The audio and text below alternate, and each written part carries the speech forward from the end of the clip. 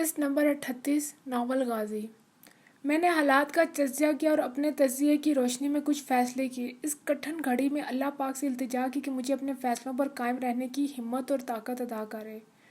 میرا فیصلہ یہ تھا کہ اپنے ابتدائی بیان پر آخری دم تک قائم رہوں گا۔ کسی بھی حالت میں اپنے ساتھیوں، لڑکوں اور ہمدردوں کے نام انہیں ہرگز نہ بتاؤں گا۔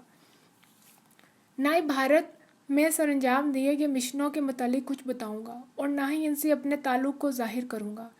میں نے ابتدائی تفتیش میں اپنا صحیح نام اور اپنی مرضی کی ملازمت کے متعلق صحیح جواب اس لیے دیے تھے کہ جنیوا کنونشن کے تحت صرف بارودی دشمن کو جو برائے نام تحفظات ملتے تھے وہ بے دردی سے گرفتار رشتگان پر لاگو نہیں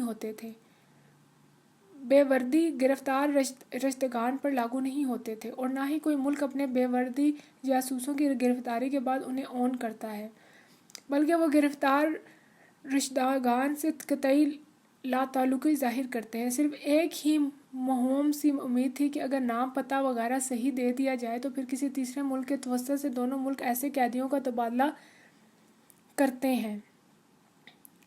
یہ امید محض دل کو بہلانے کے لیے ہے، ورنہ ایسے قیدیوں کی گرفتاری کی نہ تو تشہیر کی جاتی ہے اور نہ ہی انہیں زندہ یا اس قابل چھوڑا جاتا ہے کہ ان کا تبادلہ کیا جا سکے۔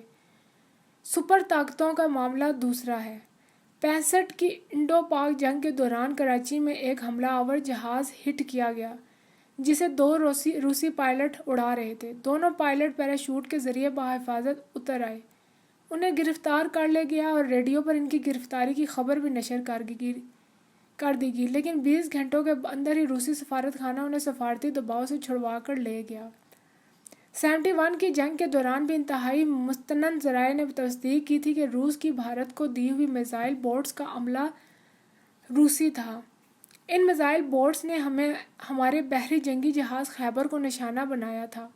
سب کچھ جانتے ہوئے بھی اس وقت کی سپر پاور روس سے ہم احتجاج تک نہ کر سکے۔ میرے فیصلے کا لباب یہ تھا کہ جب سر پر آن پڑی ہے تو پوری ہمت اور حوصلے سے اپنی ابتدائی موقف پہ ہی قائم رہنا چاہیے اور تفتیش کاروں کو الجھانے اور ان کو ان کے ملک ہی وہ معلومات دے کر جو پاکستان کو ہمارے بھارت میں داخلے سے پہلے مل کر اب آؤٹ ڈیٹڈ ہو چکی تھی، ان کی تفتیش کے رخ کو موڑنے، ڈائیورٹ کرنے کی کوشش کرنی ہے۔ تفتیش کرنے والے بھی آخر انسان اور خطاؤں سے مبرانہ تھے۔ میں چاہتا تھا کہ نفسیاتی طور پر انہیں زیر کرنے کی کوشش کروں۔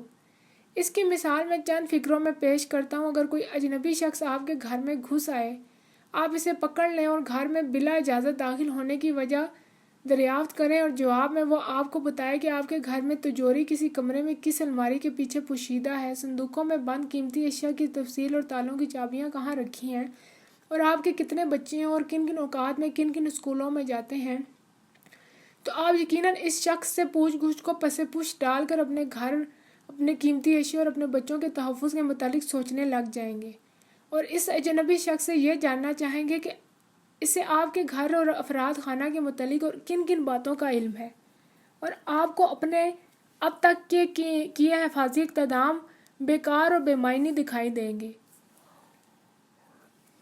اور آپ کی توجہ نئے حفاظتی اقدام اور قیمتی اشیاء کی جگہوں کی تبدیلی کی طرف مبذول ہو جائے گی۔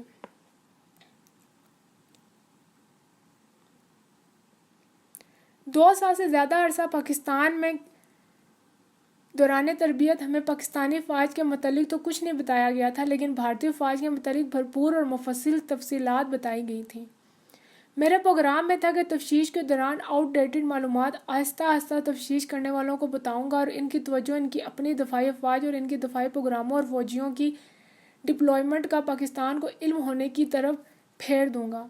اس طرح میں 3rd ڈگری ٹارچر سے بھی بچ جاؤں گا اور تعاون کی پیشکش کے پیش نظر وہ شاید مجھے اپنے کسی کانٹیکٹ کو پکڑوانے کے لیے بغیر ہتھکڑی کے شہر میں بھی لے جائے، جہاں سے میں فرار کی کوشش اختیار کروں گا اور شاید کامیاب بھی ہو جاؤں۔ میں صرف تشدد سے پہلے فرار کی کوشش کرنا چاہتا تھا، ورنہ تشدد کے بعد تو میری جسمانی حالت ایسی ہو جانی تھی کہ بغیر کسی نگرانوں کے وہ مجھے اگر دہلی کے کسی سڑک پر بھی چھوڑ دیتے تو میں کراس نہ کر سکتا۔ میں نے ذہنی طور پر خود کو تشدد کو برداشت کرنے اور زبان نہ کھولنے کے لیے بھی تیار کر لیا تھا۔ اس تیاری میں اپنے وطن اور اس کی مٹی سے محبت کے علاوہ میرے افراد خانہ اور خصوصاً اس وقت میرے اکلوتے بیٹے جو میری روانگی کے وقت 1 سال کا بھی نہیں تھا کے لیے باپ کے نام کے ساتھ غدار کی شرمناک اضافے کی بجائے شہید کا باعث صد احترام لفظ چھوڑنے کی خواہش بھی تھی۔ وہ دن بھی یوں ہی گزر گیا۔ رات 7-8 بجے کے قریب 3 چپاتیوں اور دال پر مشتمل کھانا بھی آ گیا۔ کھانے کے بعد میں نے انہیں سوچوں میں گم تھا کہ آدھی رات کے قریب میرے کمرے کا دروازہ کھلا اور میری آنکھوں پر پٹی باندھ کر مجھے اس سیل سے نکالا گیا۔ مجھے کچھ علم نہ تھا کہ کتنے آدمی میرے ہمراہ تھے۔ سیل میں تو صرف 2 داخل ہوئے تھے جنہوں نے میری آنکھوں پر پٹی باندھ دی تھی۔ قدموں کی چاپ سے اندازہ ہوتا تھا کہ 6-7 بندے تھے، جن میں 2 افراد کے جوتوں کی آواز فوجی بوٹوں کی تھی۔ مجھے تقریباً 150 قدم چلایا گیا۔ چلنے کے دوران 2 مرتبہ مجھے روک کر 3-4 مرتبہ لٹو کی طرح گھمایا گیا۔ یہ عمل یقیناً مجھے سمت اور فاصلے کا تعین نہ کر سکنے کے لیے کیا گیا تھا۔ بالآخر مجھے ایک سیڑھی چڑھ کر روک دیا گیا۔ دروازہ کھلنے کی آواز آئی۔ تھوڑی دیر کے بعد مجھے ایک کرسی پر لے جا کر بٹھا دیا گیا اور آنکھوں سے پٹی ہٹا دی گئی۔ اب میرے سامنے ابتدائی تفتیشی ٹیم کے علاوہ ایک اور شخص بھی بیٹھا تھا اور ٹیبل کی دائیں جانب بھی ایک شخص بیٹھا تھا۔ میز پر اسپول والا ٹیپ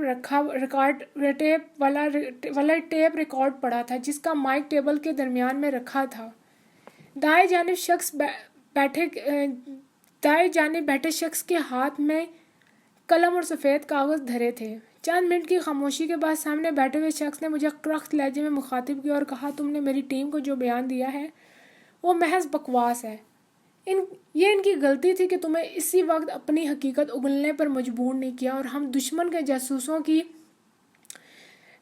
ناز برداریاں نہیں کرتے اور نہ اس بات کی اجازت دیتے ہیں کہ اپنی مرضی سے جب چاہیں ہمیں جھوٹی سچی کہانیاں سنا دیں اور ہم اس پر یقین کر لیں۔ اب اپنے دماغ میں میری یہ بات اچھی طرح سے بٹھا لو کہ ہم صرف سچ سننا چاہتے ہیں، اور اس بات کا فیصلہ میں کروں گا کہ تم سچ بول رہے ہو یا جھوٹ۔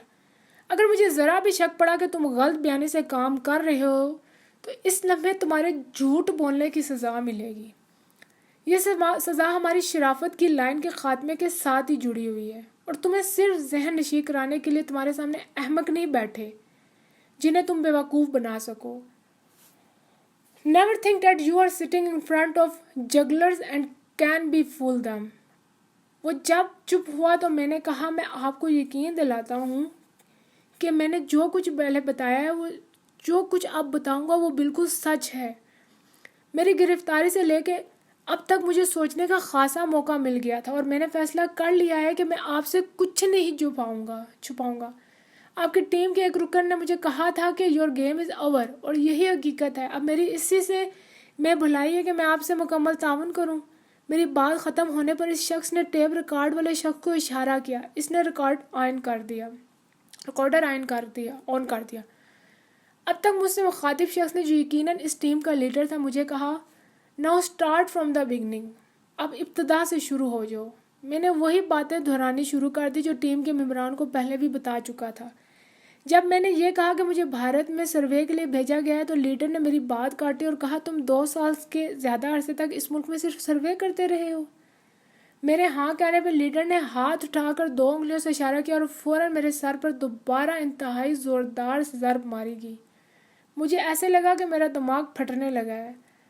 میں نے گردن گھما کر دیکھا تو ایک لہیم شہیم شخص ہاتھ میں لمبا چوڑا چمڑے کا تلا لیے کھڑا تھا، بالکل ویسے جیسے پولیس والے جرم گلوانے کے استعمال کے لیے کرتے ہیں۔ لیڈر نے کہا، اب بتاؤ کس لیے آئے تھے؟ میں نے پھر کہا، سروے کے لیے۔ لیڈر کے اشارے پہ پھر میرے سر کو 2 بار تختہ مشق بنا دیا گیا۔ پھر وہی سوال پوچھا گیا، میں نے وہی جواب دیا، اور پھر وہی میرے سر کی درگت بنی۔ میں نے بھی تہیہ کیا ہوا تھا کہ چاہے مار مار کے میرے سر کو توڑ دیں، میں اپنا بیان ہرگز نہ بدلوں گا۔ ایسی ذلت اور اذیت سے میری زندگی میں کبھی پالا نہ پڑا تھا۔ مجھ پر ٹارچر کا آغاز ہو چکا تھا اور میرے عزم میں مزید پختگی آ چکی تھی۔ مجھے اچھی طرح سے یاد ہے کہ 10-11 بار اس کے پوچھنے پر میں نے وہی جواب دیا اور ہر بار وہی سزا پائی۔ اس کے بعد میری آنکھوں میں دھند چھانے لگی، میرا دماغ بے جان ہو رہا تھا۔ کچھ دیر میرے سر پہ مسلسل ضرب پاشی کی گئی، اس پر مسلسل چوٹیں لگنے کا احساس کم ہوتے ہوئے بالکل ختم ہو گیا اور میں شاید بے ہوش ہو چکا تھا۔ جب مجھے ہوش آیا تو سورج خاصا بلند ہو چکا تھا، آنکھوں کی دھند آہستہ آہستہ ختم ہو رہی تھی۔ میں اسی سیل میں بیڈ پر پڑا تھا، میرا دماغ بالکل کام نہیں کر رہا تھا۔ میں نے بستر سے اٹھنے کی کوشش تو میرے منہ سے کراہ نکلی، میں بیڈ سے اٹھ نہ سکا۔ ابھی تک مجھے کچھ یاد نہ آیا تھا کہ میرے ساتھ کیا بیتی۔ میرے کانوں سے شائیں شائیں کی مسلسل آوازیں آ رہی تھیں۔ رفتہ رفتہ دماغ کی دھند چھٹنے لگی، مجھے رات کا واقعہ یاد آ گیا۔ میں نے سر پر ہاتھ پھیرنا چاہا تو درد سے میری چیخ نکل گئی۔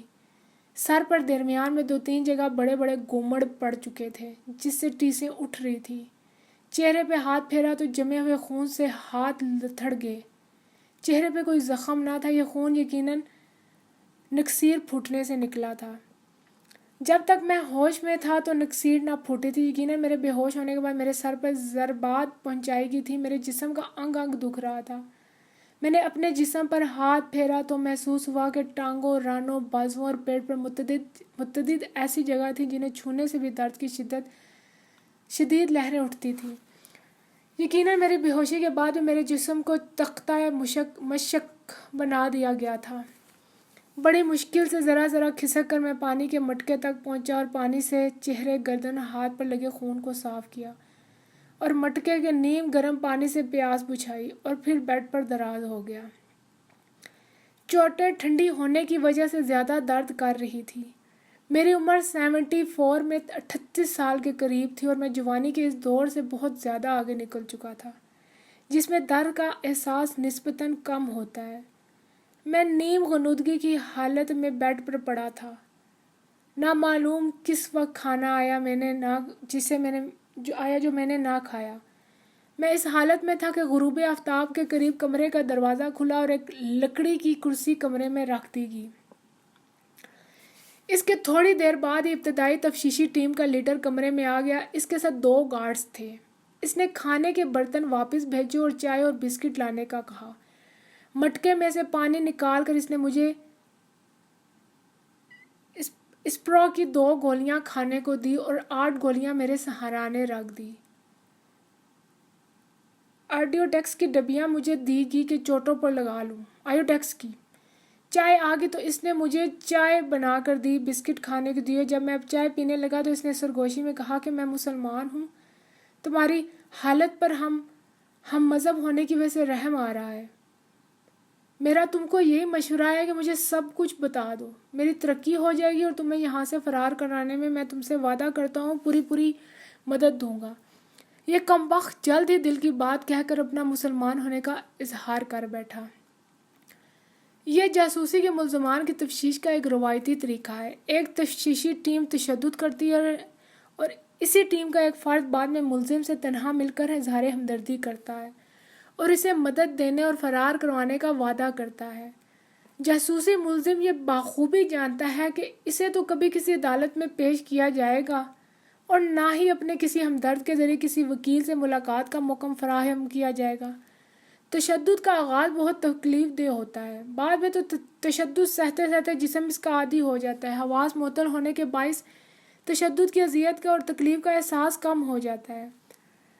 ہر طرف سے ناامید اور کسی قسم کی مدد ملنے سے مایوس ہو کر ملزم کو جب تفتیشی ٹیم کا کوئی ممبر ہمدردی جتاتا ہے تو ملزم اسے امداد غیبی اور ڈوبتے کو تنکے کا سہارا سمجھ کر اس کی چکنی چپڑی باتوں میں آ کر اپنے صحیح اصلیت، اپنی تفویض کردہ مشن کے علاوہ مدد حاصل کرنے کے لیے اپنے ہمدردوں اور ساتھیوں کے متعلق سب کچھ اگل دیتا ہے۔ میں یہاں پر یہ عرض کرنا ضروری سمجھتا ہوں کہ جو شخص تشدد کے ابتدائی 5 روز برداشت کر جائے اور زبان نہ کھولے تو پھر انتہائی شدید تشدد سے بھی اس سے زبان کھلوائی نہیں جا سکتی۔ میجر احسن شہید، جس کا ذکر پہلے میں کر چکا ہوں، میرے جواز کی بہترین مثال ہے۔ تفتیشی ٹیم کے اس ممبر جو میرے لیے اسپرو اور آئیوڈیکس لے کر آیا تھا اور چائے بسکٹ منگوانے کا بھی اہتمام کیا تھا، اس پہلی ہمدردانہ ملاقات میں مجھے فرار کرنے کے لیے اپنا سب سے بڑا کارڈ شو کر بیٹھا۔ اس نے اپنے مسلمان ہونے اور مجھے راز بتانے کے عوض اپنی ترقی پانے کی خواہش کا اظہار کیا تھا۔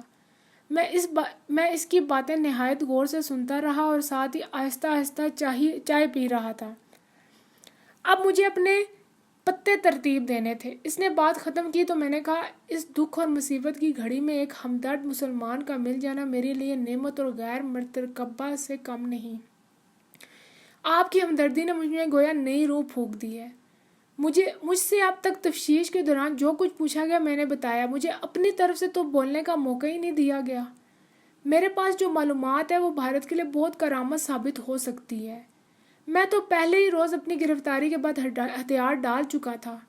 میری سائنائڈ بڑی داڑھ بھی نکل جانے کے بعد آخری امید بھی ختم ہو چکی تھی۔ اس لیے میں نے فیصلہ کیا تھا کہ آپ سے پورا تعاون کروں گا۔ آپ مسلمان ہیں اور میری مدد کرنا چاہتے ہیں نا؟ میں آپ کو یقین دلاتا ہوں کہ آپ سے نہ صرف انتہائی تعاون کروں گا بلکہ اگر میری بات مانی گی تو 20 جون کو سبزی منڈی ریلوے اسٹیشن پر ایک پاکستانی کانٹیکٹ کو بھی پکڑوا دوں گا، بشرطیہ آپ نے کہ آپ میری گرفتاری کی خبر پریس اور ریڈیو میں نہ دے دی ہو۔ اگر وہ 20 جون کو کسی وجہ سے نہ آ سکا تو پھر 22 جون کو اسی جگہ اور اسی وقت وہ مجھے ملے گا۔ میں تو آپ سے پورا تعاون کرنا چاہتا ہوں لیکن میرا جو حشر ہو گیا ہے یا کیا گیا ہے وہ آپ کے سامنے ہے۔ مجھے یقین ہے کہ میری دی ہوئی معلومات اتنی اہم ہوگی جس سے آپ کی ترقی یقینی امر ہو جائے گی۔ میری باتیں سن کر تو اس کی باچھیں کھل اٹھی۔ میں نے سلسلہ جاری رکھتے ہوئے کہا، میرے سر پہ مسلسل ضربیں لگنے سے میری دماغی حالت ایسی نہیں کہ میں آئندہ 24 گھنٹے تک بیان دے سکوں۔ میں آپ کی حراست میں تو ہوں۔ اگر آپ نے مجھے دماغی طور پر سنبھلنے کا وقت دے دیا تو میں آپ کو مایوس نہ کروں گا۔ دوسرے صورت میں نہ خدا ہی ملا نہ وصال صنم ہی ہوا کہ مصدقات موت تو مجھے سامنے دکھائی دے ہی رہی ہے۔ میں پھر غداری کا لیبل خود پر کیوں لگاؤں؟ اس نے میرا ہاتھ دبایا اور بولا، میری پوری کوشش ہوگی کہ تمہیں 24 گھنٹے آرام کا وقت مل جائے۔ پھر ذرا قریب ہو کر بولا، اگر تمہیں نماز پڑھنے والا کپڑا اور قرآن، اس کا تلفظ قرآن تھا، چاہے تو میں بھجوا دیتا ہوں۔ میں نے کہا، یہ تو آپ کی بڑی کرم نوازی ہوگی، مجھے سگریٹ اور ماچس بھی چاہیے، اگر ممکن ہو تو وہ بھی بھجوا دیجیے۔ وہ سب چیزیں بھیجنے کا وعدہ کر کر چلا گیا۔ درد کی شدت کے باوجود مجھے بہت ہنسی آگی۔ مجھ سے راز اگلوانے کے لیے اس نے خود کو مسلمان تو ظاہر کیا تھا لیکن اسے لفظ جا نماز تک کا علم نہ تھا، اور قرآن مجید کو فرقان حمید کو ادب کے الفاظ کے بغیر قرآن کہنے والا واقعی DMI کا ہی مسلمان ہو سکتا تھا۔ میں آئندہ تفتیش کے لیے خود کو تیار کرنے اور اس کی منصوبہ بندی کرنے لگا۔ رات کو خاصے بہتر کھانے کے ساتھ ایک جا نماز، ایک مترجم قرآن مجید اور سگریٹ کے 2 پیکٹ اور ماچس مجھے بھیج دیے گئے۔ کھانا کھانے کے بعد میں نے وضو کیا اور عشاء کی نماز پڑھی۔ میرے جیسے ہی بے عمل مسلمانوں کے متعلق اللہ پاک نے فرمایا ہے، جب ہم ان کی رسی کو کھینچتے ہیں تو وہ لمبی لمبی دعائیں مانگنا شروع کر دیتے ہیں۔ میں نے نبی نماز کے بعد اتنی خوش و خضوع سے دعائیں مانگی جتنی زندگی بھر میں کبھی نہ مانگی تھی۔ میری دعاؤں کا لبالباب یہ تھا کہ اے پروردگار، میرے گناہ بے حد بے شمار ہیں لیکن تیری رحمتیں بے پایہ ہیں۔ تو رحمان ہے، رحیم ہے، کریم ہے، عفو درگزر کرنے والا ہے، غنی ہے، ذوالجلال والاکرام ہے، سمیع ہے، بصیر ہے، غفار ہے، ستار ہے، وکیل ہے، علیم ہے، حلیم ہے، بے حد و حساب سواد کا مالک ہے، معاف کرنے والا ہے، ذرا نواز ہے۔ اپنے حبیب کے صدقے اور اپنے پیاروں کے صدقے مجھے بے کس پر بے رحم فرما۔ میرے دانستہ اور نادانستہ گناہوں کو معاف کر، میری مدد فرما اور مجھ پر اپنا رحم کر، اپنا کرم کر، اپنا فضل کر۔ یقین جانیے، دعائیں مانگنے کے بعد مجھے بڑا سکون ملا۔ مجھے محسوس ہوا کہ میں اکیلا نہیں بلکہ ذات قادر مطلق میرے ساتھ ہے اور میری قسمت کا فیصلہ DMI والے نہیں بلکہ باری تعالیٰ کرے گی۔ قسط نمبر 39، قسط نمبر 39، ناول غازی۔ وہ رات میں نے بڑے سکون سے گزاری۔ اگلی صبح ناشتے میں چائے اور پوریاں ملی۔ ناشتے کے بعد میں نے باوضو ہو کر تلاوت کلام پاک شروع کر دی۔ قرآن پاک اگرچہ مترجم تھا لیکن میں عربی تلاوت کیے جا رہا تھا۔ قرآن پاک مترجم تھا، ترجمے والا تھا، لیکن میں عربی تلاوت کیے جا رہا تھا۔ آج سے 2-3 برس قبل ایک مشہور زمانہ عالم دین کا ایک قول پڑا تھا کہ 22 برس دین کی تعلیم حاصل کرنے کے بعد میں نے اللہ کو پہچانا، لیکن مجھے یقین ہے کہ اللہ پاک کو مجھ سے زیادہ مقرب و ان پڑھ عربی سے لابل گڈریا ہے جو آیات قرآنی کا مطلب سمجھے بغیر انہیں بلک بلک کر اس یقین کے ساتھ پڑھتا ہے کہ وہ سچا کلام ہے۔ دن کا باقی حصہ میں نے آئندہ تفتیش کے دوران اپنے بیان اور ان معلومات کو دہراتے ہوئے گزارا جن سے میں نے تفتیش کرنے والوں کو یہ یقین دلانا تھا کہ میں فی الحقیقت ان سے تعاون کر رہا ہوں۔ یہاں میں عرض کرنا ضروری سمجھتا ہوں کہ بھارت کے دفاع کے متعلق میں نے جو معلومات انہیں دی وہ 2 سال اور چند ماہ اور دوران تربیت مجھے پاکستان میں ازبر کرائی گئی تھی۔ پاکستان واپسی پر میں نے جب اپنے سینئر سے پوچھا کہ وہ معلومات دشمن کو دینی کیا پاکستان کے مفاد میں کسی طرح بھی نقصان دہ تھی تو انہوں نے پورے وثوق سے کہا کہ ہرگز نہیں، کیونکہ وہ آؤٹ ڈیٹڈ تھی اور یہ ایک طرح سے پاکستان کے مفاد میں تھی کہ بھارتی افواج کو یہ معلوم ہو جاتا ہے کہ ان کے مختلف ڈویژن، بریگیڈ اور ریجمنٹس کے متعلق پاکستان کو کتنا بھرپور علم ہے۔ تقریباً آدھی رات کو گارڈز مجھے لینے آ گئے اور پہلے کی طرح مجھے انٹروگیشن روم میں پہنچا دیا گیا۔ اس دفعہ ٹیم میں وہ مرکزی افسر نہ تھا جس کے حکم پر میرے سر پر تشدد کیا گیا تھا۔ اس بار ٹیم کے ممبر نسبتاً شرافت سے پیش آئے، رسمی سی مختصر گفتگو اور مجھے سگریٹ دینے کے بعد ٹیپ ریکارڈر آن کر دیا گیا۔ اس بار ٹیم کا سربراہ وہی تھا جو گزشتہ شام میرے سیل میں آیا تھا۔ اس نے مجھے کہا کہ شروع سے اپنے متعلق اور بھارت میں اپنے قیام کے متعلق تفصیلاً بتاؤ۔ میں نے رٹی رٹائی وہی داستان شروع کر دی جو گزشتہ 2 بار انہیں سنا چکا تھا۔ مجھ سے پوچھا گیا کہ گزشتہ 2 سال سے تم بھارت میں صرف سروے کرنے پر ہی لگے ہو یا اس کے پس پردہ کوئی اور مقصد بھی ہے؟ میں نے جواب دیا کہ ان 2 سالوں میں مجھے سروے کرنے اور بھارت میں لمبی مدت رہنے کے لیے خود کو ایڈجسٹ کرنے کی کوشش کرنے کا کہا گیا تھا۔ مجھ سے پوچھا گیا کہ لمبی مدت کے لیے بھارت میں تمہارے قیام کرنے کی کیا وجہ تمہیں بتائی گئی تھی؟ میرا جواب تھا کہ کھل کر تو کچھ نہیں بتایا گیا تھا، لیکن ٹریننگ کے دوران بھارتی افواج کے متعلق مجھے جو کچھ بتایا گیا تھا اس کا مطلب واضح تھا کہ اگر میرے سروے رپورٹ سے وہ مطمئن ہو گئے تو پھر مجھے بھارتی افواج کی جاسوسی کا کام دیا جائے گا۔ انہوں نے سوال کیا کہ پاکستان میں ایک جاسوس کو ٹریننگ دینے اور اس کی صلاحیتوں کو آزمانے کے لیے کئی سال لگ جاتے ہیں۔ میں نے جواب دیا مجھے اوروں کے متعلق تو کچھ علم نہیں، کیونکہ کمپارٹمنٹیشن پر نہایت سختی سے عمل کیا جاتا ہے۔ ویسے میرا خیال ہے کہ جیسے ملٹری میں شارٹ سروس کمیشن کے لیے صرف 6 ماہ کی ٹریننگ اور لمبی مدت کے لیے 2.5 سال کی ٹریننگ ہوتی ہے، ویسے ہی میری ٹریننگ اور بھارت میں 2 سال سے زیادہ کا قیام لانگ سروس کے لیے تھا۔ بھارتی افواج کے متعلق تمہاری کیا معلومات ہے؟ میں نے جواب دیا بھارت میں قیام کے دوران تو کچھ بھی نہیں، لیکن ٹریننگ کے دوران مجھے جو کچھ بتایا گیا تھا وہ بیان کر دیتا ہوں۔ میں نے یادداشت پر زور دے کر یاد کرنے کی کوشش کی ایکٹنگ کرتے ہوئے بھارتی فوج کے 5 انفنٹری ڈویژنوں کے نشان، ان کے بریگیڈیئرز کے نمبر اور کون کون سی ریجمنٹس پر یہ بریگیڈیئرز مشتمل تھے اور ان کے شناختی نشان بتانے شروع کیے۔ اگرچہ روشنی مدھم تھی لیکن میں صاف دیکھ رہا تھا کہ تفتیشی ٹیم بے اختیار منہ کھولے خاموشی سے میری بات نہایت غور سے سن رہی تھی۔ پنکھوں کی اور میری آواز کو اگر نظر انداز کیا جائے تو میں کہہ سکتا ہوں کہ there was a pin drop silence. میں بھارتی تفتیشی ٹیم کے آگے بھارت ہی کے آؤٹ ڈیٹڈ راز کھول رہا تھا اور ہر بھارتی ڈویژن کی بات کہتے ہوئے مجھے یوں محسوس ہو رہا تھا کہ ایک ایک کر کے ان کے کپڑے اترتے جا رہے تھے۔ میں نے تقریباً 2 گھنٹے انفنٹری کے صرف 5 ڈویژنوں کے متعلق بتانے کے بعد اپنا سر پکڑ لیا اور ٹیم کے سربراہ کو کہا سر پر چوٹوں کی وجہ سے اب درد سے پھٹنے لگا ہے۔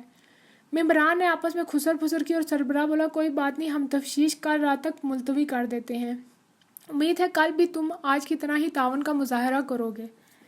یہ کہہ کر اس نے گھنٹی بجائی، گارڈز اندر آ گئے۔ اس پر اس تعاون کے صلے میں تفتیشی ٹیم کے تینوں ممبران نے مجھ سے ہاتھ ملائے اور گارڈز کو مجھے واپس سیل میں لے جانے کا کہا۔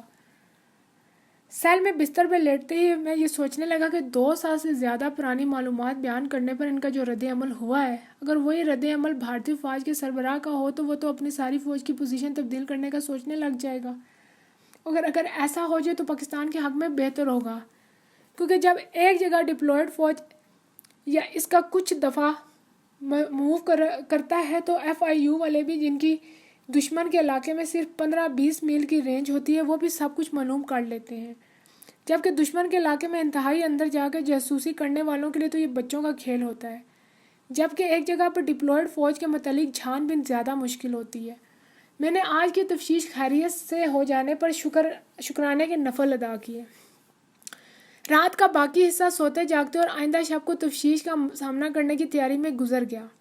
آپ یقین جانیے کہ گرفتاری کے بعد مجھے اپنے اہل خانہ کے حوالے بیسیوں بار تیزی سے آنکھوں کے سامنے گزرتے دکھائی دیے، لیکن میں نے ان کے خیال کو ہر بار جھٹک دیا۔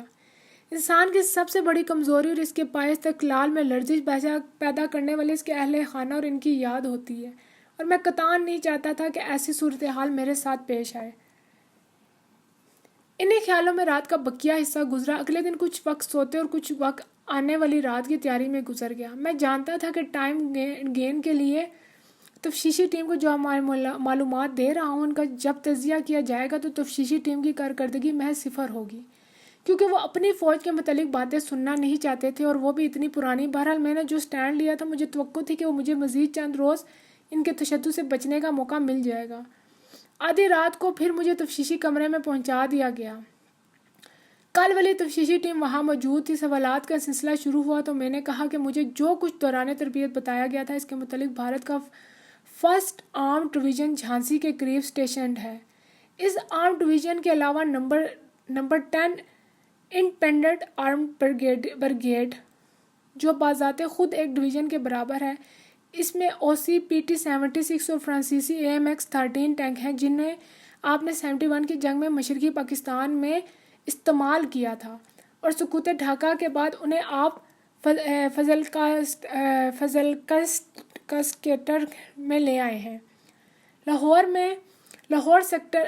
فزلکا سیکٹر میں لے آئے ہیں۔ لاہور سیکٹر میں آپ نے سکھ لائٹ انفینٹری کی ریجمنٹس اور پنجاب ریجمنٹس کو ڈپلوائے کر رکھا ہے۔ آپ کا 39 ماؤنٹین ڈیو جس کا ہیڈ کوارٹر پونا میں ہے، اسے جموں کے نزدیک موو کر دیا ہے۔ جھانسی کے قلعے میں آپ کا بہت بڑا ایمونیشن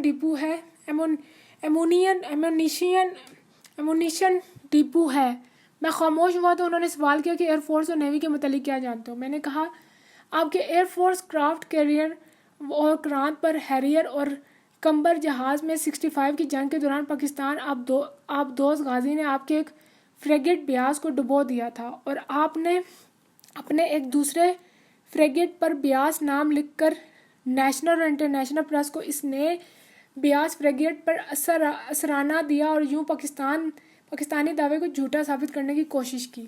میں نے انہیں کہا کہ آپ کو یقیناً میری باتیں تلخ لگی ہوں گی، لیکن آپ نے مجھے کہا کہ جو کچھ بھی میرے علم میں ہے آپ کو بتا دوں، اس لیے میں نے یہ سب باتیں آپ کے سامنے بیان کی ہیں۔ میں نے تقریباً 3 گھنٹے ان کے سوالات کے جوابات دیے۔ وہ مجھ سے بار بار پاکستانی دفاعی افواج کے متعلق سوالات کرتے تھے، اور ہر بار میرا ایک ہی جواب ہوتا تھا کہ آپ بخوبی جانتے ہیں کہ آپ کے جو ایجنٹ پاکستان بھیجے جاتے ہیں انہیں آپ بھارتی افواج کے متعلق کوئی معلومات فیڈ نہیں کرتے۔ بائنہ اسی طرح پاکستانی افواج کے متعلق میری معلومات بالکل صفر ہے۔ میں نے انہیں کہا کہ ایک پاکستانی ایجنٹ کا دہلی میں مجھ سے رابطہ ہے۔ مجھے یہ بالکل علم نہیں کہ اسے کیا مشن سونپا گیا ہے۔ ہمیں ایک دوسرے سے بات کرنے کی بھی اجازت نہیں، اور نہ ہی مجھے اس کے ٹھکانے کا علم ہے۔ میرا کام صرف یہ ہے کہ پاکستانی کوریئر جو ڈاک لاتا ہے اس میں سے اس کی ڈاک اور اس کے لیے بھیجے گئے پیسے سے دے دوں۔ 20 جون کو دن کے ٹھیک 10 بجے مجھے سبزی منڈی ریلوے اسٹیشن پر اسے ملنا ہے، اور اگر اب کوریئر پیسے لایا تھا تو اس کی ڈاک کے علاوہ 5,000 روپے بھی دینے ہیں۔ اگر 20 جون کو صبح 10 سے 10:30 کے درمیان وہ مجھے کسی وجہ سے نہ ملا تو پھر 22 جون کو اسی وقت اور اسی جگہ مجھے اسے ملنا ہے۔ اگر آپ مجھے 20 جون کو سبزی منڈی اسٹیشن پر لے چلیں تو میں اسے پکڑوا سکتا ہوں۔ ممکن ہے کہ ان کا کوئی گروپ ہو، اس کے ذریعے آپ اس گروپ تک پہنچ سکتے ہیں۔ میں نے انہیں یہ بھی کہا کہ گرمی اور خون جمنے کی وجہ سے میرے کپڑوں سے بدبو آ رہی ہے۔ اگر آپ مہربانی کریں تو میرے ناپ کی ایک قمیض اور پاجامہ مجھے دے دیں۔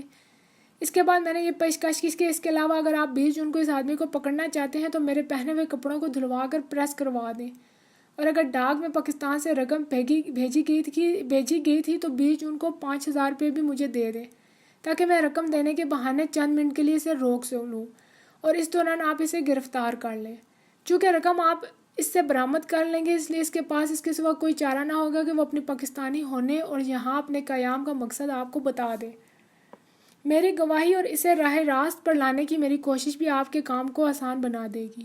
میں نے بات ختم کی تو انہوں نے کہا وہ مشورہ کر کے مجھے کل بتائیں گے۔ جب وہ اٹھنے لگے تو میں نے کہا ایک بات آپ کو بتانا میں بھول گیا تھا کہ اگر 20 جون کو آپ کا مجھے لے جانے کا پروگرام ہو تو ایک سبز رومال بھی مجھے دے دیجیے گا جسے میں دائیں کلائی پر باندھ لوں گا۔ یہ میرا اور اس آدمی کا سب ٹھیک ہے کا سگنل ہے۔ خطرے کی صورت میں سرخ رومال استعمال کیا جاتا ہے۔ میری سب باتیں انہوں نے بڑے تحمل سے سنی اور مجھے واپس سیل میں بھیج دیا۔ سبزی منڈی ریلوے اسٹیشن پر نہ تو مجھے کسی کانٹیکٹ سے ملنا تھا اور نہ مجھے اس فرضی کانٹیکٹ کو 5,000 روپے دینے تھے۔ یہ سب پلان میں نے اپنے فرار ہونے کی کوشش کرنے کے لیے بنایا تھا۔ جن قارئین نے دہلی کا سبزی منڈی کا اسٹیشن دیکھا ہے انہیں بخوبی علم ہوگا کہ گھنٹہ چوک سے اسٹیشن کی طرف جو سڑک جاتی ہے اس پہ پرانا سینما ہاؤس بھی ہے۔ پلیٹ فارم کے باہر ریلوے اسٹاف کے کوارٹر اور رکشہ ٹیکسی سٹینڈ بھی ہیں۔ پلیٹ فارم میں داخل ہو جائیں تو دائیں طرف اسٹیشن ماسٹر کا دفتر اور ویٹنگ روم وغیرہ ہے اور بائیں جانب ایک بک سٹال اور ایک چائے کا سٹال ہے۔ تقریباً اسی جگہ پر اوور ہیڈ برج بھی بنا ہوا ہے۔ اس پل کی دوسری جانب ایک سڑک ہے جو 90 درجے کا زاویہ بناتی ہوئی تقریباً 100 میٹر دور سبزی منڈی کی مین سڑک سے جا ملتی ہے۔ اس اسٹیشن پر 2 مین ریلوے لائنوں کے علاوہ 8-10 لوپ لائنیں بھی ہیں جو بیشتر اوقات مال کے ڈبوں کی شفٹنگ اور مال اتارنے اور چڑھانے کے لیے مال کے ڈبوں سے بھری رہتی ہیں۔ میں نے اسی اوور برج کے پلیٹ فارم کی دوسری جانب والے حصے میں اپنے کانٹیکٹ کو ملنا تھا۔ تفتیشی ٹیم کو میں نے ایسے مفصل پلاننگ کر دی تھی جیسی میں اپنے مشنوں کے دوران کیا کرتا تھا۔ صرف اپنے فرار کا منصوبہ انہیں نہیں بتایا تھا کہ مجھے صرف ایک بات کا خدشہ تھا۔ گرفتاری کے بعد میں نے گھبراہٹ میں تفتیشی ٹیم کو بتایا تھا کہ میں علی گڑھ سے دہلی ڈاک وصول کرنے اور بھیجنے کے لیے آتا ہوں۔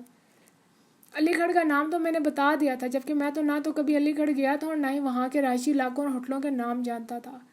مجھے یہ خدشہ تھا کہ اگر تفتیشی ٹیم نے مجھ سے علی گڑھ کے متعلق سوال کیے جہاں میں اپنے سابقہ بیان کے متعلق 2 سال سے زیادہ عرصہ تک کر رہا ہوں تو میں کیا جواب دوں گا۔ کمان سے تیر نکل چکا تھا جس کی واپسی اب ناممکن تھی۔ علی گڑھ والا بیان میں نے سب سے پہلے تفتیش کے دوران دیا تھا جسے ریکارڈ نہیں کیا گیا تھا۔ اس کے بعد تو نہ میں نے کبھی علی گڑھ کا نام لیا اور نہ انہوں نے کبھی پوچھا۔ مجھے یقین تھا کہ میرے 2 سالہ بھارت میں قیام کے متعلق جب تفصیلی تفتیش کا مرحلہ آئے گا تو اس وقت مجھے بہت بڑی مصیبت کا سامنا کرنا پڑے گا۔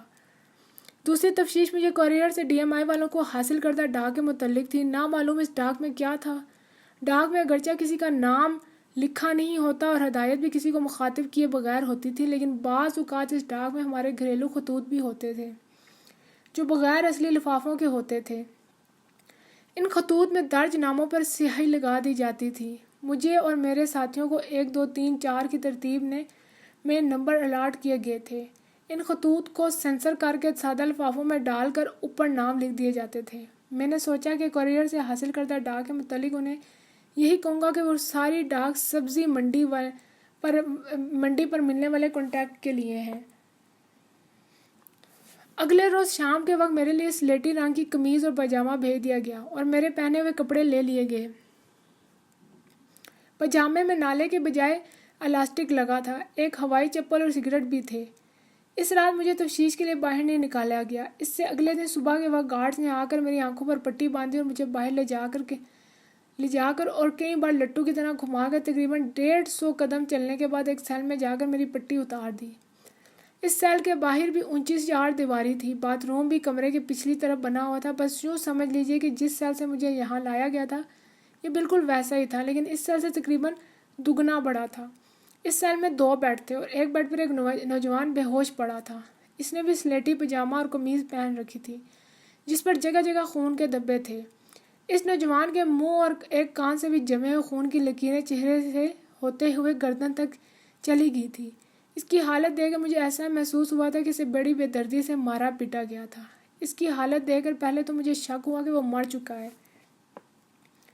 میں نے اس کی نبض ٹٹولی تو وہ چل رہی تھی۔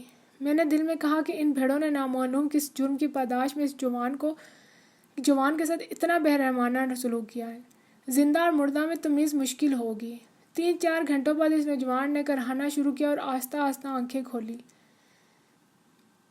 کھول کر ادھر ادھر دیکھا۔ مجھ پر نظر پڑی تو اس نے پانی مانگا۔ پانی پینے کے بعد اس نے پھر آنکھیں بند کر لی اور کراتے کراتے سو گیا یا بے ہوش ہو گیا۔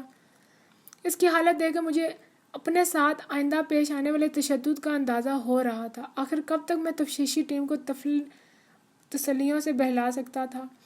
غروب آفتاب کے بعد اسے پھر ہوش آیا۔ میں نے پانی سے اس کے چہرے اور گردن سے خون صاف کیا اور اسے سگریٹ دیا۔ اس کی حالت ذرا سنبھلی تو میں نے اسے پوچھا کہ وہ کون ہے، اس کی یہ کیوں حالت کی گئی ہے، تو وہ جواب دینے ہی لگا تھا کہ ہم دونوں کے لیے کھانا آ گیا۔ بڑی مشکل سے اس نے چند والے کھانا کھایا۔ میرے دوبارہ پوچھنے پر اس نے بتایا کہ وہ لاہور رنگ محل کا رہنے والا ہے۔ فلمیں دیکھنے کا اسے بہت شوق ہے اور اسی شوق کے پیش نظر اس نے لاہور کے ایک اسمگلر سے رابطہ کر کے بھارت میں داخل ہونے کا پروگرام بنایا۔ بارڈر کراس کرتے ہی بھارتی سیکورٹی فورسز والوں نے دونوں کو للکارا۔ اسمگلروں نے تو اس علاقے سے بخوبی واقف تھے تو وہ بھاگ گئے، وہاں سے آگے بڑے سرگنڈوں میں ایلیفنٹ گراس میں چھپتے چھپاتے غائب ہو گیا اسمگلر، لیکن یہ بچ گیا، جبکہ میں سیکورٹی فورسز والوں کے ہاتھ آ گیا۔ اپنی فیلڈ آفس میں لے جا کر انہوں نے پہلے تو تلاشی لیتے ہوئے اس کی جیبیں خالی کر دی اور پھر بے تحاشا مار مار کر ساتھی اسمگلر کا پوچھنے لگا۔ میں نے انہیں سب کچھ صحیح سے بتایا، لیکن انہوں نے میری ایک نہ سنی اور مجھے امرتسر سے لے جا کر اس محکمے کے لوگوں کے حوالے کر دیا۔ وہاں بھی مجھے بے انتہا تشدد سے مارا گیا، لیکن میرے پاس انہیں بتانے کی کوئی بات نہیں تھی، تو آخر کیا بتاتا۔ امرتسر سے مجھے یہاں لایا گیا تو مجھے یہ بھی معلوم نہیں کہ یہ کون سا شہر ہے۔ 14-15 روز سے ہر رات کو مجھے ایک تہخانے میں لے جا کر بہت زیادہ مارا پیٹا جاتا ہے۔ مجھے ایک اندھیری کوٹری میں رکھا جاتا تھا۔ 2 دن ہوئے مجھے یہاں منتقل کیا گیا ہے۔ آپ بھی میری طرح مصیبت میں گرفتار نظر آتے ہیں۔ اگر آپ مسلمان اور پاکستان ہیں تو میری مدد کیجیے اور کسی طرح ان ظالموں کے شکنجے سے مجھے چھڑا دیں۔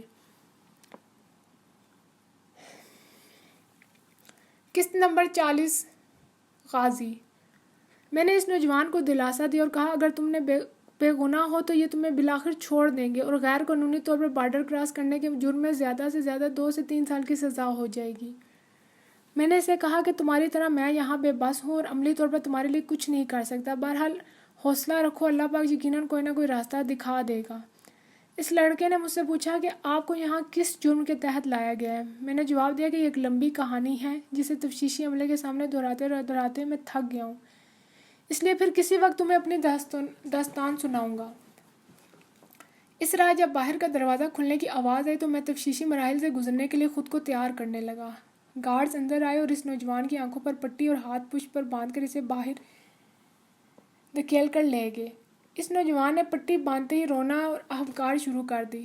زیادہ سے زیادہ 20 منٹ گزرے تھے کہ مجھے اس لڑکے کے چیخنے چلانے اور ہائے مر گیا، مجھ پر رحم کرو، اف میری ہڈی ٹوٹ رہی ہے کی آوازیں آنے لگی۔ ان آوازوں کے ساتھ ساتھ مغالطات اور مار پیٹ کی آوازیں بھی آ رہی تھیں۔ ٹارچر سیل یہاں سے قریب ہی ہوگا، میں نے اندازہ لگایا۔ اس لڑکے کی چیخوں سے ایسا معلوم ہو رہا تھا کہ اسے سخت جسمانی اذیت دی جا رہی ہے۔ مجھے پھر کسی کی کرخت آواز سنائی دی، مرچیں، تیل اور ڈنڈا لاؤ۔ تھوڑی دیر ہی بعد اس نوجوان کی انتہائی تیز چیخ سنائی دی۔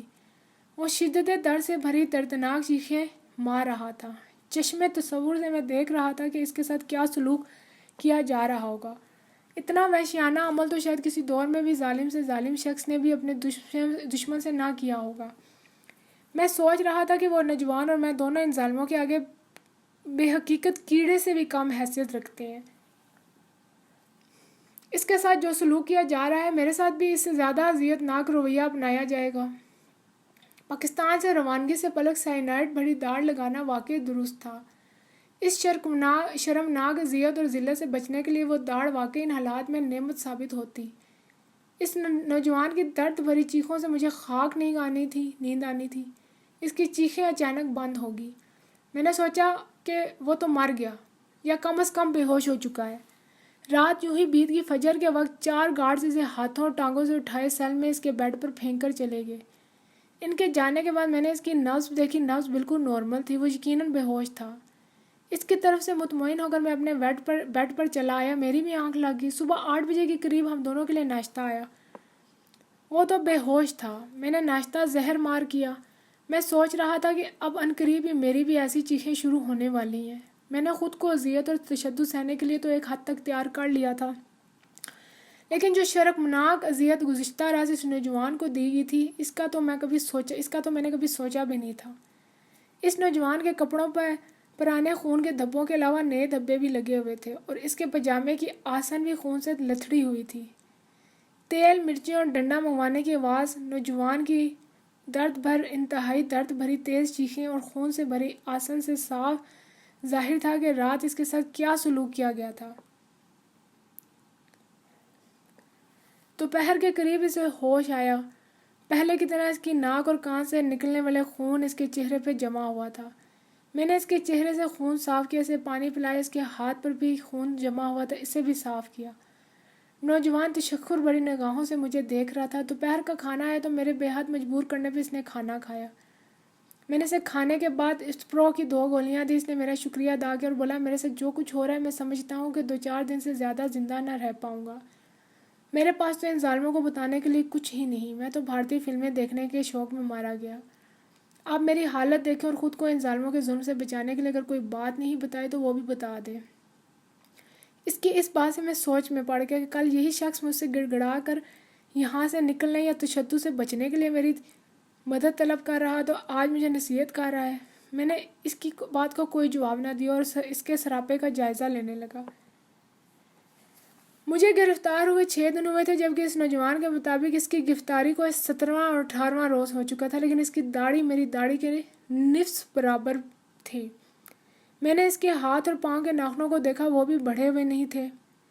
اس کے متعلق میرے دل میں کچھ شک سا پڑ گیا۔ میں نے اس شک کو مٹانے کے لیے اس سے پوچھا، وہ کتنا پڑھا ہوا ہے؟ اس نے جواب دیا کہ میٹرک پاس ہے۔ میرے پوچھنے پر اس نے بتایا کہ گورنمنٹ اسکول سے اس نے میٹرک پاس کیا ہے۔ میں نے اسے کہا کہ رنگ محل میں میری بھی عزیز داری ہے۔ میرے عزیزوں کے گھر تو رنگ محل حویلی کے پیچھے گلبرگ میں ہے۔ اس کا گھر رنگ محل حویلی کے کس جانب ہے؟ وہ گھبرا گیا اور کہنے لگا، ہمارا گھر تو رنگ محل حویلی کے دائیں جانب ہے۔ میں نے سر ہلایا گویا سمجھتے ہوئے کہ تمہارا مطلب ہے کہ سمنا آباد میں؟ وہ بولا، جی ہاں، سمنا آباد میں۔ میں نے کہا، حویلی کے باہر 2 جھومتے ہوئے ہاتھی دیکھے ہیں؟ کہنے لگا، جی ہاں، کئی بار، بلکہ میں تو انہیں 1-2 بار گنے بھی کھلائے ہیں۔ رنگ محل لاہور میں تنگ بازاروں کا مرکز ہے اور وہاں کوئی رنگ محل حویلی نہیں ہے اور نہ ہی ہاتھی ہیں۔ گلبرگ اور سمنا آباد لاہور کی نئی بستیاں ہیں جو رنگ محل سے 10 سے 15 کلومیٹر دور ہیں۔ اس نے رنگ محل حویلی میں جھومتے ہوئے ہاتھی اور سمنا آباد کا کہہ کر میرے شک کو یقین میں بدل دیا۔ یہ نوجوان نہ تو پاکستانی تھا اور نہ ہی یہ بارڈر پہ پکڑا گیا تھا، یہ ڈی ایم آئی کا بھیجا ہوا سٹول پیجن تھا اور ڈی ایم آئی کا ہی آدمی تھا۔ اس مصیبت کی گھڑی میں نے ڈی ایم آئی کے شروع کیے ہوئے اس کھیل کو آگے بڑھانے کا فیصلہ کیا۔ سٹول پیجن کا متبادل اردو میں صحیح لفظ مجھے معلوم نہیں۔ یہ شخص کا راز اگلوانے کے لیے ایک ہتھ کنڈا ہوتا ہے کہ اپنے ہی آدمی کو سیل میں اصل مجرم کے ساتھ بند کر دیا جاتا ہے، اس کے جسم اور کپڑوں پر تشدد کی علامات بنا دی جاتی ہیں اور سیل کے قریب ہی اسے لے جا کر مصنوعی تشدد کیا جاتا ہے۔ وہ آدمی ایسی دردناک چیخیں مارتا ہے کہ سننے والے کے دل دہل جائیں۔ اس کے 2 مقاصد ہوتے ہیں، اول یہ کہ اصل ملزم سٹول پیجن پر ہونے والے تشدد اور اس کی حالت کو دیکھ کر گھبرا جائے اور اس کے اعصاب ٹوٹ جائیں اور اس کی قوت ارادی اور مدافعت کی طاقت ختم ہو جائے اور وہ اپنے متعلق سب کچھ بتا دے۔ دوم یہ کہ سٹول پیجن کو اپنی ہی طرح مصیبت میں گرفتار سمجھ کے اسے اپنے رازدار بنا لے اور اسے اپنی اصلیت بتا دے۔ بعض اوقات اصل ملزم کا اعتماد حاصل کر کے یہ شخص اپنی رہائی کا مصدع سناتا ہے اور اصل ملزم کو کہتا ہے کہ اپنی باہری کانٹیکٹ تک اگر کوئی پیغام پہنچانا ہو تو وہ یہ خدمت سر انجام دینے کو تیار ہے۔ تربیت کے دوران ہمیں سٹول پیجن کے متعلق نہ صرف بریف کیا گیا تھا بلکہ راولپنڈی میں ایک مصنوعی مقابلہ بھی کروایا گیا تھا جس میں 8 ڈویژن پولیس اسٹیشن کے حوالات میں مجھے اور میرے ایک ساتھی کو ایک رات کے لیے بند کر دیا گیا تھا، جہاں پہلے سے ایک سٹول پیجن موجود تھا جس نے رات بھر ہمیں خریدنے کی کوشش کی لیکن ناکام رہا۔ بریفنگ کے بعد چونکہ وہ تازہ واقعہ تھا اس لیے ہم دونوں نے سٹول پیجن کو پہچان لیا تھا۔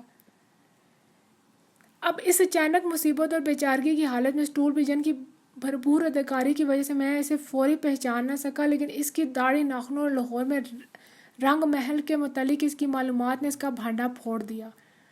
اسے بھی غالباً رنگ محل کے متعلق اپنی دی ہوئی معلومات پر خود ہی شک ہو گیا تھا۔ اس نے اسی میں عافیت سمجھی اب سونے کا بہانہ کر کے سوالات سے بچ جائے۔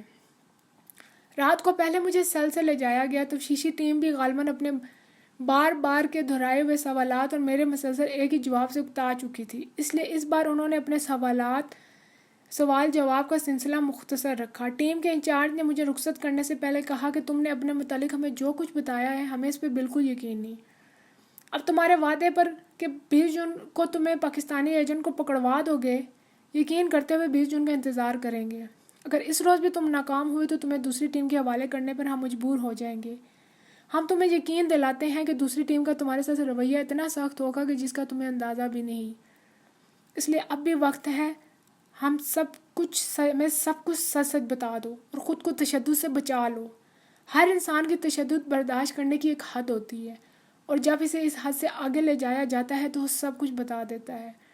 اس کی یہ بات سن کر مجھے میجر احسن شہید یاد آ گیا۔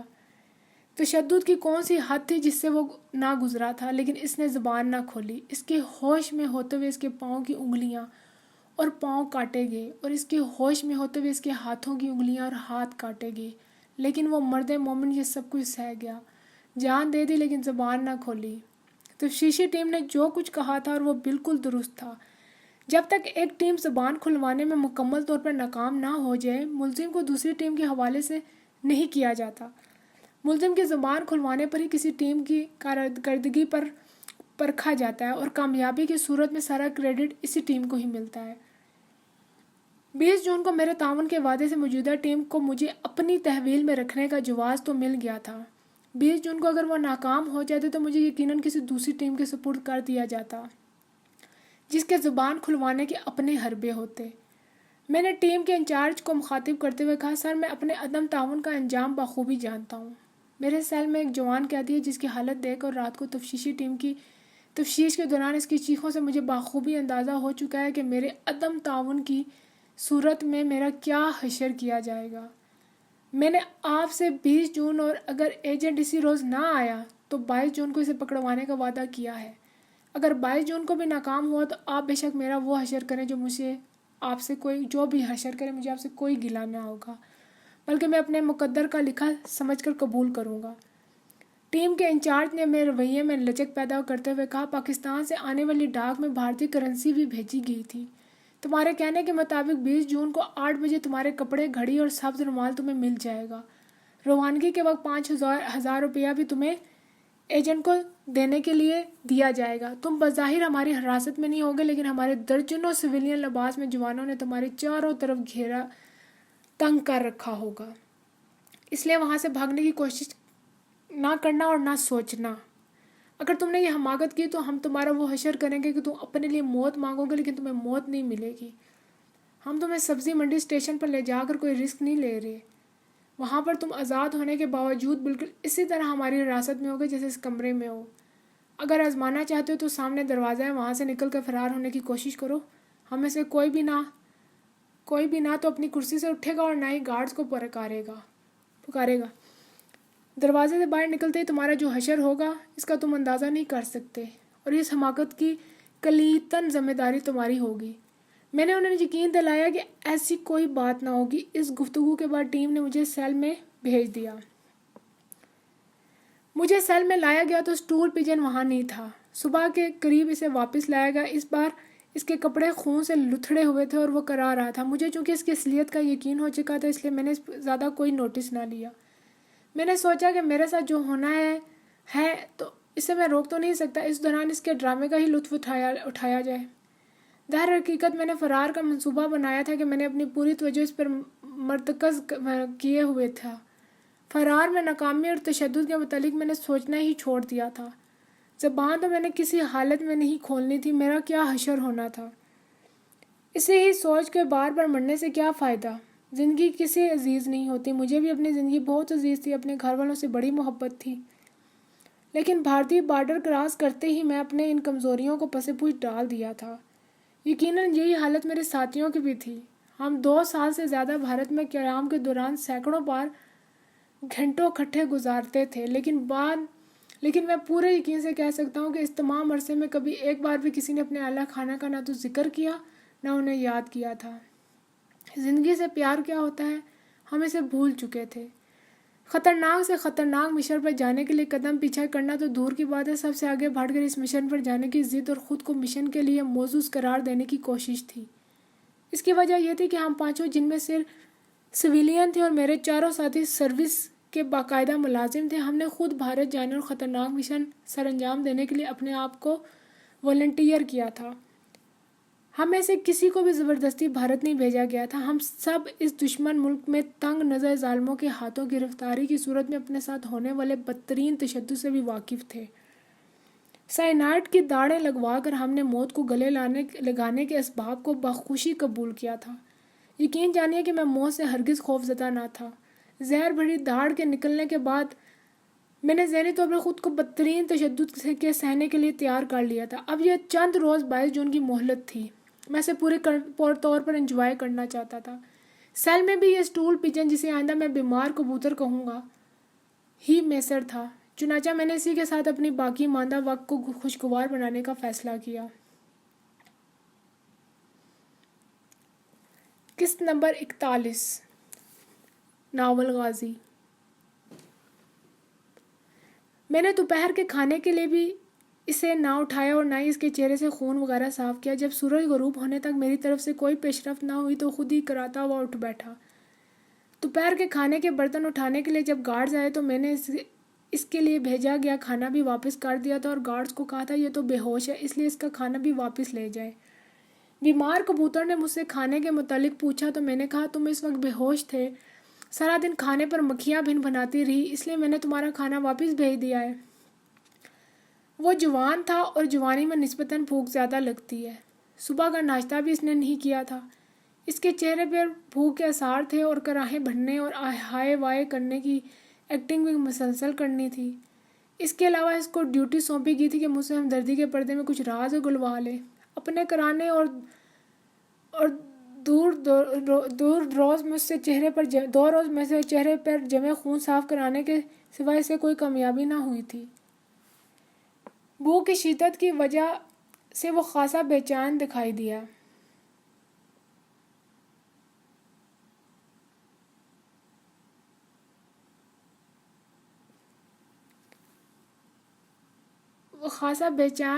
دیتا تھا۔ وہ خود ہی اٹھ کر باتھ روم میں گیا اور خود ہی چہرے اور ہاتھ کو دھویا۔ میں سگریٹ سلگائے بستر پر نیم دراز کبھی کبھی اسے دیکھ لیتا تھا۔ میری خاموشی اب اس کے لیے ناقابل برداشت ہو چکی تھی۔ مجھے مخاطب کر کے بولا، صاحب آپ نے کیا سوچا ہے؟ میں نے پوچھا، کس بات کے متعلق کیا سوچا ہے؟ کہنے لگا کہ ان ظالموں کے ہاتھوں ظلم سے بچنے کے لیے۔ میں نے کہا، یہاں تم اپنی فکر کرو، اپنے بچاؤ کے متعلق سوچو، میرے اوپر ہونے والے ظلم کی فکر میں کیوں گھلے جاتے ہوئے کہنے لگا، ظلم کی فکر کرو کیوں گھلے جاتے ہو؟ کہنے لگا، میں تو اس لیے پوچھ رہا تھا کہ میری حالت تو آپ دیکھ ہی رہے ہیں، کس بری طرح سے مجھے ادھیڑ کر رکھ دیا ہے۔ آپ تو بچ جائیں اور ان کے ظلم سے۔ میں نے کہا، کیسے بچ جاؤں؟ کہنے لگا، وہ جو کچھ پوچھتے ہیں انہیں صاف صاف بتا دے۔ میں نے کہا، تم کیوں نہیں صاف بتا کر ان کے ظلم سے جان بچا دیتے؟ کہنے لگا، میں نے تو سب کچھ بالکل سچ انہیں بتا دیا ہے اور بتانے کے لیے میرے پاس کچھ ہے بھی نہیں۔ میں نے کہا، میں نے بھی سب سچ انہیں بتا دیا ہے اور میرے پاس بھی انہیں بتانے کے لیے مزید کچھ نہیں۔ میں نہیں جانتا کہ جب تم نے سب کچھ انہیں بتا دیا ہے پھر تمہیں ہر روز تمہارے ساتھ اتنا برا سلوک کیوں کرتے ہیں؟ یقیناً تمہارے متعلق انہیں یقین ہو چکا ہے کہ تم کچھ چھپا رہے ہو اور اسے گلوانے کے لیے وہ تم پر تشدد کرتے ہیں۔ تم اپنے بچنے کی تدبیر کرو، میرا اللہ مالک ہے، میری فکر نہ کرو۔ یہ کہہ کر میں نے آنکھیں موند لی۔ گرمی سے برا حال ہو رہا تھا۔ پنکھے کی ہوا اتنی گرم تھی کہ لو بھی اس کے آگے مان تھی۔ نل کا پانی اتنا گرم تھا کہ پانی میں انڈا ڈال دیں تو یقیناً ابل جاتا۔ طبیعت پہلے ہی بیزار ہو رہی تھی، اس پر اس بیمار کبوتر کے سوالات۔ وہ مجھے سچ بولنے کی نصیحتیں کرنے لگا لیکن میں نے اس کی کسی بات کا جواب نہیں دیا۔ جب وہ خاموش نہ ہوا تو میں نے تنگ آ کر کہا، دیکھو، یا تو خاموش ہو جو، اگر بولنا چاہتے ہو تو مجھے رنگ محل حویلی کے متعلق بتاؤ۔ میں کبھی کبھار اس طرف جاتا تھا اور تم وہاں کے رہنے والے ہو، ہاتھیوں کو گنے بھی کھلاتے رہے ہو، تمہاری معلومات بہت زیادہ ہوگی۔ مجھے اس حویلی کے متعلق بتاؤ۔ اب تو جناب اسے ایسی چپ لگی کہ رات کا کھانا بھی اس نے خاموشی سے کھایا۔ نصف شب کے قریب گارڈز اسے لے گئے اور صبح اسے خون میں لتھڑا ہوا چھوڑ گئے۔ رات کو اس کی چیخوں اور ہاہکار کی آوازیں بھی آتی رہیں۔ مجھے تو 20 جون تک مہلت مل چکی تھی، لہٰذا میں ان تاریخوں تک تفتیشی ٹیم کے سوالات سے بچ گیا تھا۔ رات کے پہر جب گرمی کی شدت میں کچھ کمی ہوئی تو میں سو گیا۔ سورج طلوع ہونے کے قریب تھا کہ بے تربے 3 خوفناک دھماکوں سے میں ہڑبڑا کر اٹھ بیٹھا۔ میرے اندازے کے مطابق تینوں دھماکے میرے سر سے قریب 100 میٹر دور ایک منٹ کے اندر ہوئے تھے۔ چار دیواری کے باعث باہر تو میں دیکھ نہیں سکا تھا۔ دھماکوں کے 3-4 منٹوں بعد سیٹیاں بجنے اور بھاگنے دوڑنے کی آوازیں آنے لگی۔ اونچی آواز میں احکام دیے جا رہے تھے۔ تھوڑی دیر بعد ہی جیپوں کی ایک طرف جانے کی آواز آئی اور ان کے بعد ایمبولینس اپنے مخصوص ہوٹر بجاتی گزر گئیں۔ ہر طرف ایک شور مچا ہوا تھا، کچھ سمجھ میں نہیں آتا تھا کہ کیا ہوا ہے۔ کانوں کے پردے پھاڑنے والی آواز سے تو معلوم ہوتا تھا کہ یہ بموں کے دھماکے تھے، اور ایمبولینس کی آمد سے اندازہ ہوتا تھا کہ جانی نقصان بھی ہوا ہے۔ بیمار کبوتر بھی حیران و پریشان تھا۔ سارا دن اسی شور شرابے میں گزر گیا۔ ہمیں صبح کا ناشتہ اور دوپہر کا کھانا بھی نہ دیا گیا۔ رات کا کھانا لانے والوں کے ساتھ 2 مسلح فوجی بھی تھے، جنہوں نے سیل کا دروازہ کھولتے وقت ہماری طرف گنیں تان لی۔ میں تو خاموش رہا، لیکن بیمار کبوتر نے کھانا لانے والوں سے پوچھا کہ صبح کس چیز کے دھماکے ہوئے تھے۔ انہوں نے کوئی جواب نہ دیا۔ رات کو 10-11 بجے گارڈز آ پہنچے۔ انہوں نے میری آنکھوں پر پٹی باندھ دی اور مجھے پہلے والے سنگل بیڈ سیل میں منتقل کر دیا گیا۔ اس کے بعد بیمار کبوتر کو میں نے کبھی نہیں دیکھا۔ تسلسل کو قائم رکھنے کے لیے عرض ہے کہ جب میں فرار ہو کر اپنے ساتھیوں کے پاس گیا تو مجھے معلوم ہوا کہ تینوں دھماکے چھاتا لال میاں میں بشیر گیرج میں جمع ہونے والے لڑکوں نے کیے تھے۔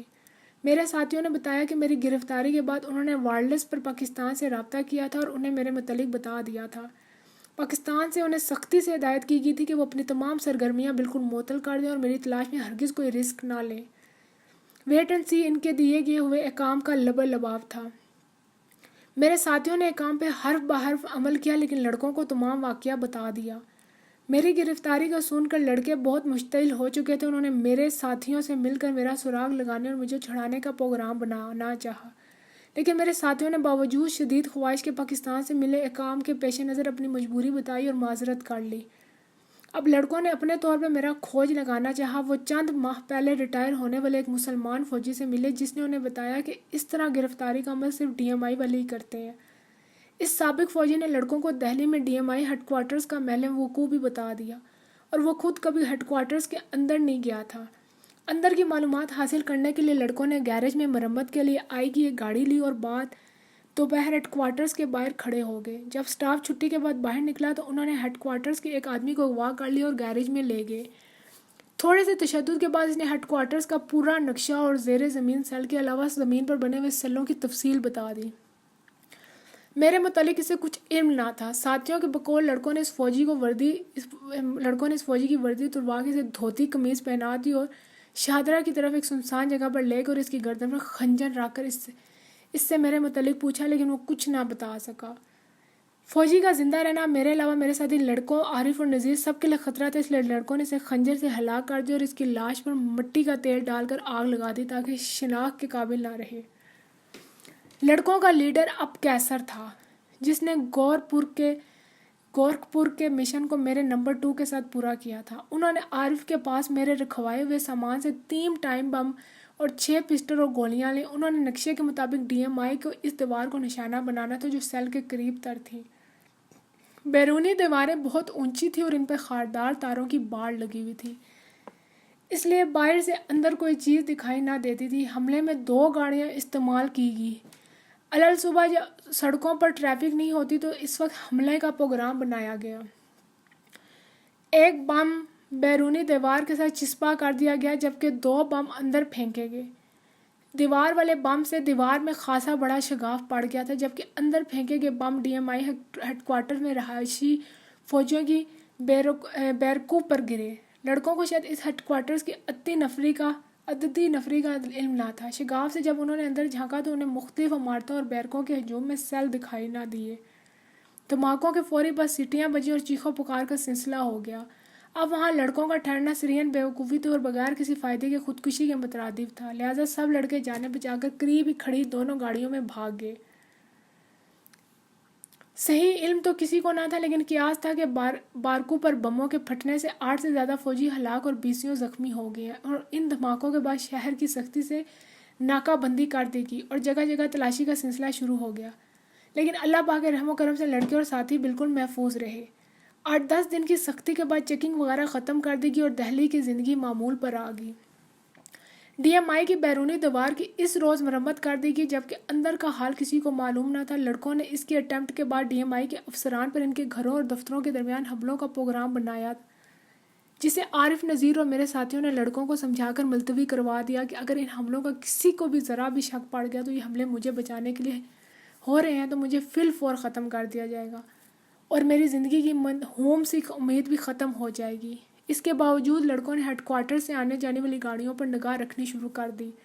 شاید کسی گاڑی میں انہیں نظر آ جاؤں، لیکن وہاں تو صرف فوجی جیپیں، ٹرک، پرائیویٹ موٹریں اور بند فوجی گاڑیاں ہی آتی جاتی تھی، اس لیے میرے بارے میں وہ کوئی سراغ نہ لگا سکے۔ اور چند روز کے بعد لڑکوں نے یہ نگرانی بھی ختم کر دی مایوس ہو کر۔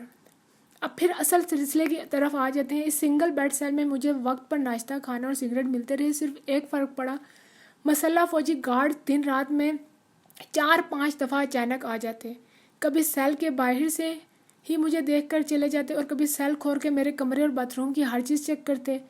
اسی طرح دن گزرتے جا رہے تھے۔ غالباً 18 جون کی رات تھی جب مجھے سیل سے نکال کر تفتیشی ٹیم کے کمرے میں لے جایا گیا۔ وہی سابقہ ٹیم کے ممبران، انہوں نے پھر مجھے تلقین کی یا زیادہ مناسب الفاظ میں وارننگ دی کہ 20 جون کو سبزی منڈی اسٹیشن پر کوئی حماقت نہ کروں۔ میں نے انہیں یقین دلایا کہ ایسی کوئی بات نہ ہوگی۔ انہوں نے مجھ سے میری داستان شروع سے بیان کرنے کو کہا۔ میں نے پھر وہی رٹی رٹائی کہانی بیان کر دی۔ وہ خاموشی سے سنتے رہے۔ انہوں نے مجھے رخصت کرتے ہوئے کہا کہ تمہارا لباس، جوتے اور گھڑی وغیرہ تم کو کل شام مل جائیں گی۔ کل شام تمہاری شیپ بنانے کے لیے حجام بھی بھیج دیا جائے گا۔ پرسوں صبح 8:30 بجے تک تم تیار ہو جانا۔ چلتے وقت تمہیں 5,000 روپے بھی دے دیے جائیں گے۔ And remember no tricks. میں نے کہا آپ مطمئن رہیں، میری طرف سے کوئی ایسی حرکت نہ ہوگی۔ میں نے انہیں کہا کہ گرمی بہت زیادہ ہے اور سیل میں صابن نہیں ہے۔ مزید برآں کریں تو ایک برش، ٹوتھ پیسٹ، کنگھی، شیشہ بھی بھجوا دیں تاکہ کانٹیکٹ کے سامنے جب میں جاؤں تو بالکل نارمل لگوں۔ ٹیم کے سربراہ نے کہا بہت اچھا ہے، یہ سب چیزیں تمہیں کل شام تمہارے لباس کے ساتھ مل جائیں گی۔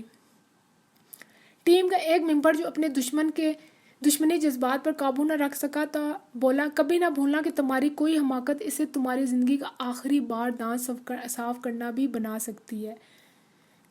میں نے جب جواب دیا تو گارڈز مجھے سیل میں واپس لے گئے۔ میں نے جواب دیا اور گارڈز مجھے واپس لے گئے۔ اگلی شام گارڈز کے ہمراہ حجام بھی آ گیا۔ جب میں نے شیو بنائی، میری پینٹ، شرٹ، گھڑی، جوتے بھی مجھے واپس مل گئے اور ایک سبز رومال، کنگھی، شیشہ، صابن، ٹوتھ پیسٹ، برش بھی مجھے دے دیا گیا۔ وہ رات میں نے زیادہ جاگ کر اور دعائیں مانگ کر گزاری۔ اگلی صبح 8 بجے تک میں روانگی کے لیے بالکل تیار ہو چکا تھا۔ گرفتاری کے بعد میں نے پہلی مرتبہ آئینہ دیکھا۔ ان 14 روز میں میرا چہرہ آدھا نہیں رہا تھا، آنکھوں کے گرد گڑھے پڑ گئے تھے۔ یہ تو ابھی آغاز ظفر تھا۔ فرار کی پہلی کوشش۔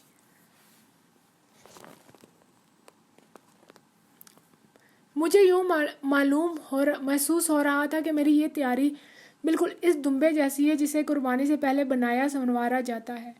ٹھیک 9 بجے گارڈز آ گئے اور میری آنکھوں پر پٹی باندھ کر مجھے باہر لے گئے۔ تقریباً 100 قدم کے فاصلے پر مجھے گاڑی میں بٹھا کر اپنی پٹی کھول دی گئی۔ یہ بالکل بند گاڑی تھی جس کی چھت پر بلب جل رہا تھا۔ لاڑی میں میرے ساتھ سویلین لباس میں 2 گارڈز تھے گاڑی میں، جن کی قمیضوں کے اندر سے ریوالور جھانک رہے تھے۔ پون گھنٹہ چلنے کے بعد گاڑی رکی، باہر کا دروازہ کھلا۔ پہلے گارڈ نیچے اترے اور پھر مجھے نیچے اترنے کا کہا۔ گاڑی میں سوار ہونے کے بعد ایک گارڈ نے مجھے نوٹوں کی گڈی تھمائی اور کہا یہ 5,000 ہے۔ گڈی میں نے پینٹ کی جیب میں ڈال لی تھی، جس سے جیب خاصی پھول گئی۔ گاڑی بند ہونے کی وجہ سے ہم تینوں پسینے میں شرابور ہو رہے تھے۔ گاڑی سے نیچے اترتے ہوئے وہ گڈی میری جیب سے نکل کر نیچے گر پڑی۔ میں اسے اٹھانے کے لیے نیچے جھکا اور جو ہی سیدھا ہوا تو دیکھا کہ دونوں گارڈ مجھ سے 15 قدم سے زیادہ دور جا چکے ہیں۔ اب میں تفید میں کیا کام دکھانے کے لیے آزاد تھا۔ میں نے ادھر ادھر دیکھا۔ بالوں کے فوجی کٹ والے سویلین لباس پہنے ہوئے 20 افراد نے مجھے ایک وسیع حصار میں لے رکھا تھا۔ میں پلیٹ فارم کی جانب چلا۔ پلیٹ فارم کے اندر بھی داخلے کے دروازے پہ دونوں طرف سے اس طرح کے لوگ دکھائی دیے۔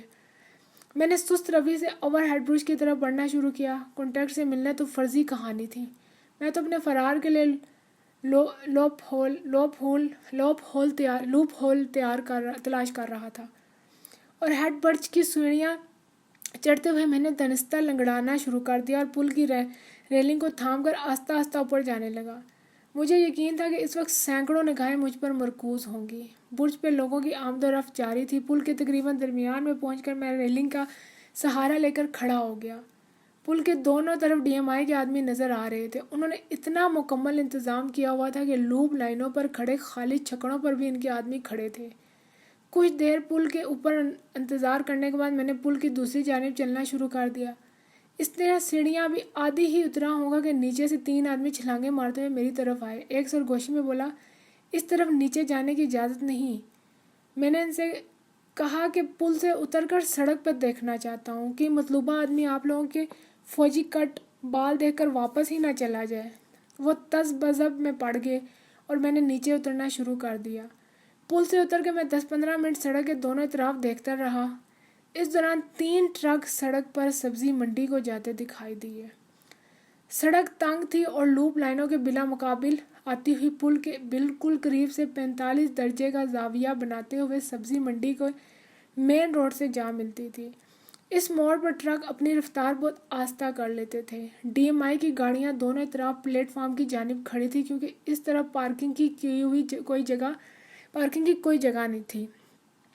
مجھے بھاگنے کا ایک ہی راستہ دکھائی دیا کہ ٹرک کے پیچھے لٹکتی زنجیروں کو تھام کر مین روڈ تک پہنچ جاؤں اور وہاں کے رش میں گم ہو جاؤں۔ میں اس وقت بھی یہ کوشش کرتا، لیکن دشواری یہ تھی کہ تینوں پہرے دار سائے کی طرح میرے بالکل پیچھے کھڑے تھے۔ ان کے اس قدر قریب ہوتے ہوئے میرے لیے اس طرح بھاگ نکلنا ممکن نہ تھا۔ میں نے چند منٹ مزید اپنے منصوبے کا جائزہ لیا اور واپس پل کی سیڑھیوں کی جانب چل پڑا۔ 15 منٹ سے زیادہ میں نے پل کراس کرنے میں لگا دیے۔ پلیٹ فارم پر آ کر میں نے ہندو مسلم پانی کے مسلم گھڑوں سے پانی پیا، بک اسٹال پر کچھ رسالوں کی ورق گردانی کی، پھر پلیٹ فارم پر ایک جانب سے دوسری جانب ٹہلنا شروع کر دیا۔ جب 11 سے چند منٹ اوپر ہو گئے تو میں نے کلائی سے سبز رومال اتار کر جیب میں رکھ دیا اور پلیٹ فارم کے باہر آ گیا۔ میرے باہر نکلتے ہی 2 آدمی گاڑی کی طرف گئے اور بند گاڑی لے کر آ گئے۔ انہوں نے دروازہ کھولا، میں گاڑی میں بیٹھ گیا۔ وہ دونوں بھی میرے ساتھ بیٹھ گئے۔ جب میری آنکھوں پہ پٹی باندھنے لگے تو میں نے انہیں کہا کہ آپ تفتیشی ٹیم کے انچارج کو کہہ دیں کہ آج میں ان سے لازماً ملنا چاہتا ہوں۔